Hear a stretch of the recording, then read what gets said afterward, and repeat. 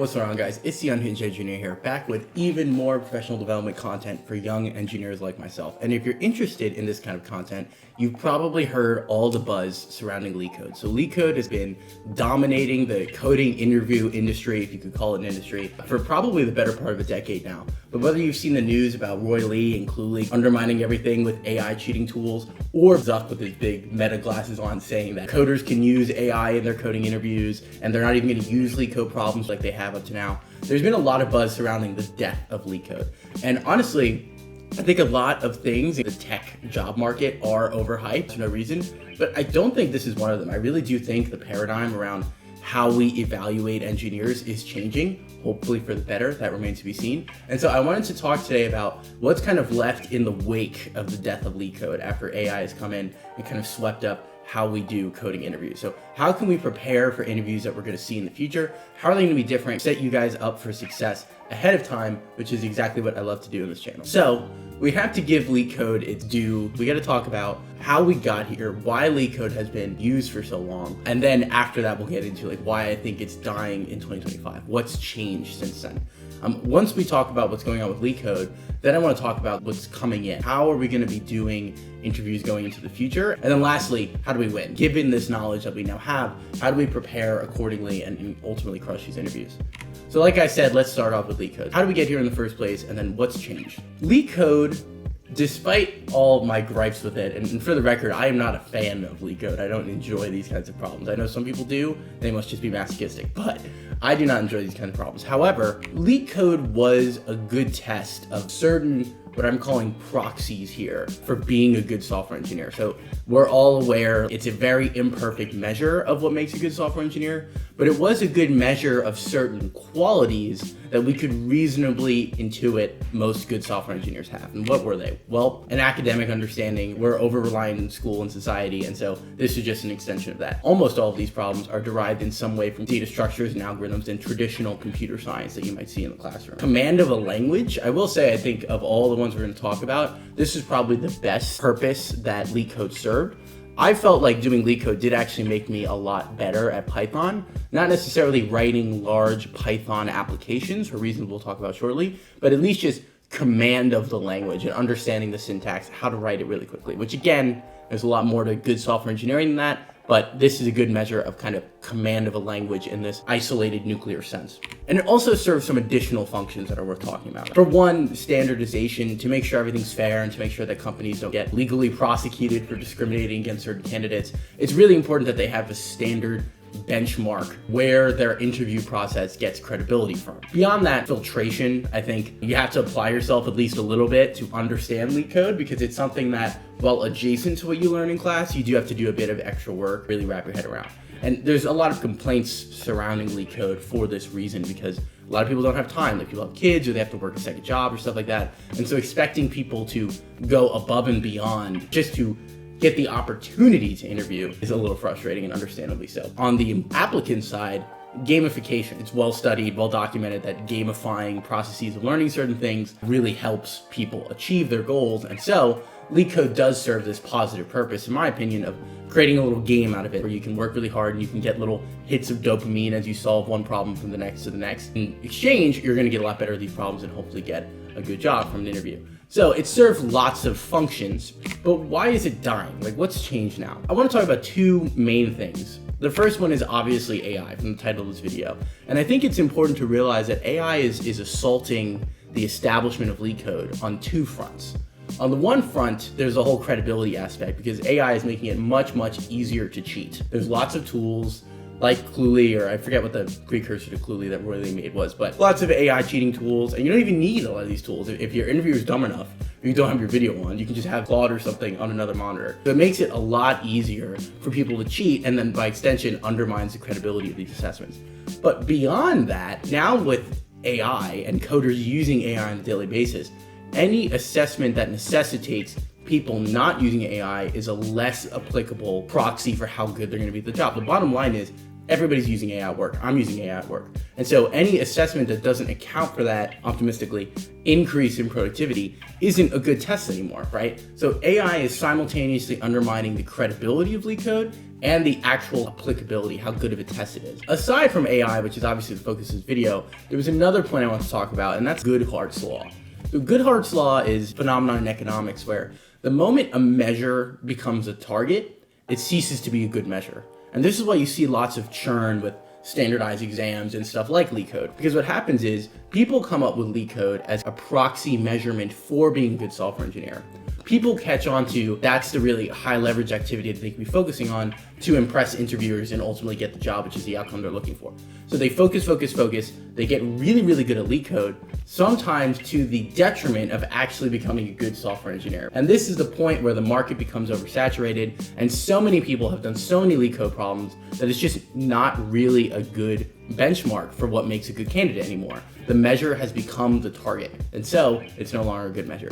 So these are the two main reasons I believe that Leetcode is on its way out. Now, let's talk about what's next. So in the wake of Leetcode's death, what do we see companies doing? What do we see them focusing more on? Well, I think there's two main qualities of new age coding assessments. One is that they're more open-ended, and we're seeing these within the isolated one-on-one with the interviewers, these system design interviews, which you're still talking through solving a problem, but it's much more open-ended, and there's many more reasonable approaches to solving the problem and subjective design decisions you have to make, versus Leetcode, where even if there are multiple solutions, the way you get there is pretty predictable and you just kind of have to figure it out. More open-ended assessments like that, and then take-home projects where they give you this huge coding problem and they don't really police you on whether or not you use AI or Google things or stuff like that. And you have hopefully multiple days to do this kind of project. I want to warn you, I have never experienced this before, but I've seen tons and tons of stories of small startups trying to get free labor out of people by giving them a take-home project that's just really a ticket they need done, and then they never talk to the candidate again and they just steal their code. So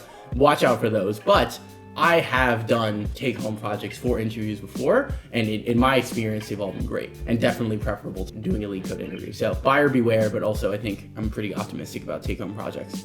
More realistic, integrated development processes where instead of doing a very isolated Leetcode problem, which is part of why AI is so good at Leetcode, companies are shifting gears towards assessing these, in my opinion, much better, much higher fidelity measures of whether a software engineer is actually going to be able to contribute to their team. Can they create pull requests and add features to the code base they're working on? Can they hunt down bugs in it? Can they use tools that a company is using effectively? All these questions, coding assessments are shifting towards that. What can we do to simultaneously prepare for these interviews and become more likely to get them? So what do I mean by this? I think a big downside of Leetcode is that preparing for Leetcode, it's just preparing for Leetcode. Like, yes, you're learning DSA. Yes, you're getting experience writing whatever language that you're interviewing for jobs in. But at the end of the day, you're just preparing Leetcode stuff. And that's time that you can't spend on other things.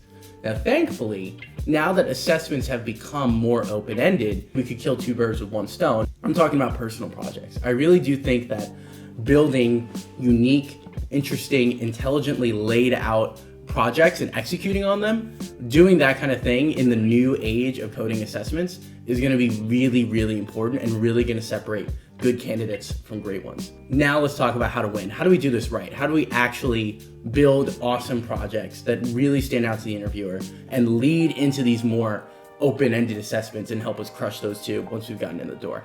So I talked about this on the channel before, so I won't belabor it, but we really want to build end-to-end solutions to very interesting problems. What this means is going out and identifying a real-world problem. Once you've identified this problem, that's much more, again, higher resolution than something like FizzBuzz. FizzBuzz is not really a real-world problem, but something like integrating a Raspberry Pi with an external GPU, like you can see here, and then doing machine learning on it.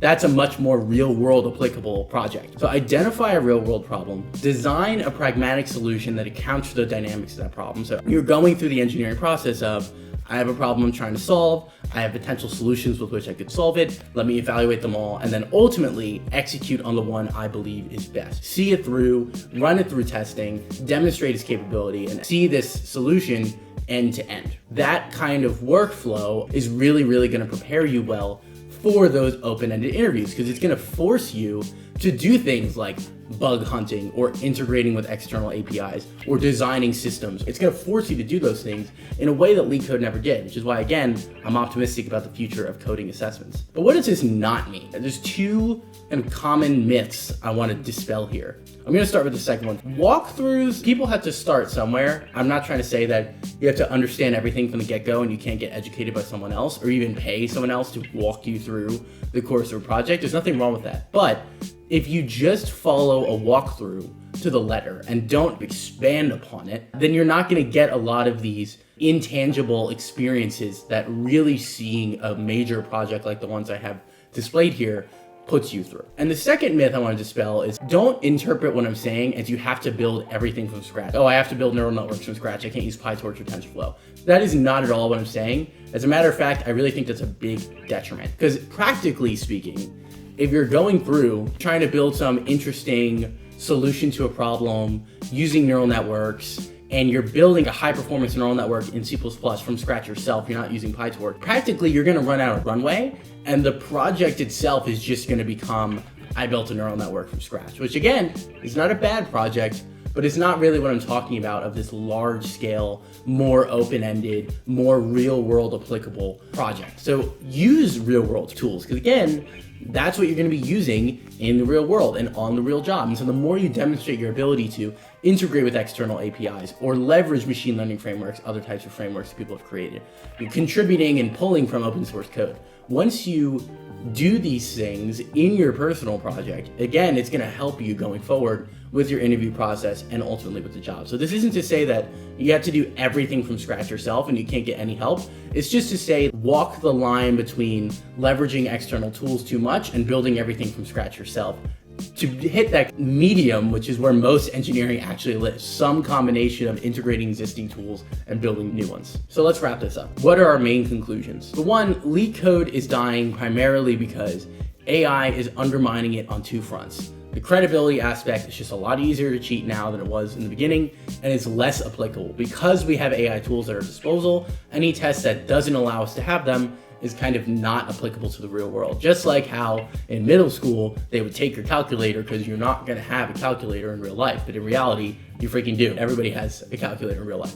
So, beyond that, interviewers are moving towards more open-ended and realistic assessments that are hopefully a better gauge of actual software engineer proficiency.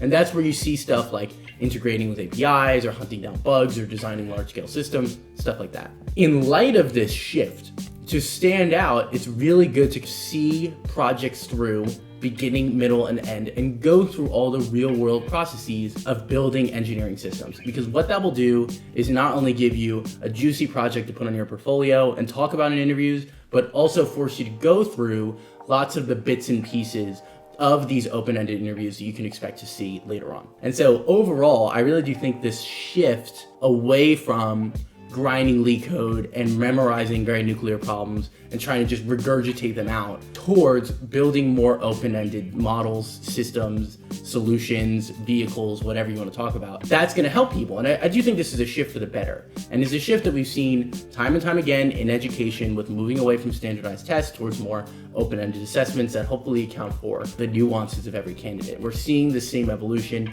in the coding interview space, and I really do think it's an evolution for the better.